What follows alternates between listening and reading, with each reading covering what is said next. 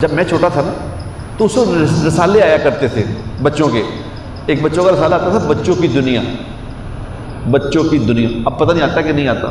اس وقت آتا تھا جب میں 10-11 سال کا تھا. وہ بڑے اس میں قصے ہوتے تھے کہ ایک بادشاہ تھا, اس کا شہزادہ تھا, ایک شہزادی تھی. وہ شہزادی کو وہ جن اٹھا کے لے گیا. اب وہ شہزادہ جن کے پیچھے پیچھے, وہ جن کی جان ہے کہ طوطے میں ہے, وہ طوطے کو ڈھونڈ رہا ہے, وہ یہ کر رہا ہے, وہ کر رہا ہے. اور وہ جناب بڑے مراحل میں سے گزرتا طوطے تک پہنچ گیا. طوطے کو پکڑ کے اس کو گردن مروڑی. وہ جن کو آگ لگ گئی اور اس نے شہزادی کو آزاد کرا لیا. آزاد کرا کے شہزادی کو لے آیا. اب جب لے آیا تو بادشاہ کے سامنے اس نے کہا جی میں لے آیا ہوں.